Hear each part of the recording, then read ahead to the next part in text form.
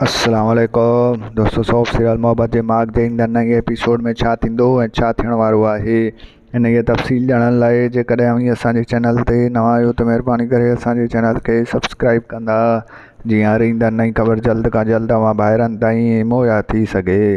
दोस्तों हाणे हलूं था ड्रामे जी तफ़सीलात जी तरफ़।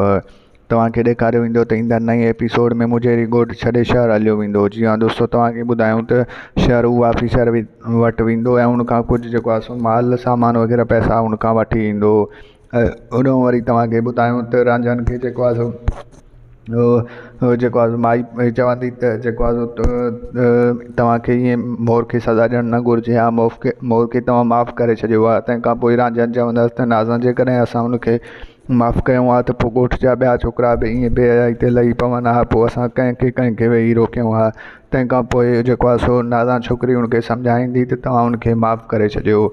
ऐं होॾों वरी तव्हांखे ॿुधायूं त जेको आहे सो ॻोठ जा जेके ॼट माण्हू शहर विया हुया उहे जेको आहे सो हाणे ईंदड़ नए एपिसोड में कमाइण में जेको आहे सो शुरू थी वेंदा। जी हाँ दोस्तों, तव्हांखे ॿुधायूं त उनखे नौकिरी मिलंदी उन्हनि खे ऐं हू कमाइणु शुरू कंदा।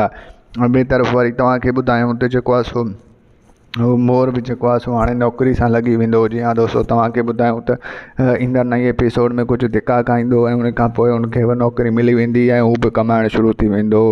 ऐं तव्हांखे ॿुधाईंदा हलूं त हुतू जेको आहे सो वॾो लालची बणिजी वियो आहे ऐं उहो नाशुक्रिया बणिजी वियो आहे ऐं हू हर ॻाल्हि ते हाणे नाशुक्रिया कंदो ऐं ॻोठ वारा उनखे सम्झाईंदा। ऐं होॾों तव्हांखे ॿुधायूं त जेको आहे सो राणी ॿाई जे घर ईंदी ऐं उनखे चवंदी त छा मुजेरी जाइ में जेको आहे सो ॻोठु वियो आहे। तंहिंखां पोइ हू चवंदसि त मुजेरी जेको आहे सो शहर वियो आहे कमाइण लाइ ऐं कमाए हू वापसि मोटी ईंदो। दोस्तों तव्हांखे मुंहिंजो रिपोर्ट कीअं लॻो कमेंट में पंहिंजो क़ीमती राय ज़रूरु ॾींदा। वठंदासीं इजाज़त, मिलंदासीं नए वीडियो में, रखंदा पंहिंजो ख़्यालु, ॾींदा इजाज़त। अल्लाह हाफ़िज़।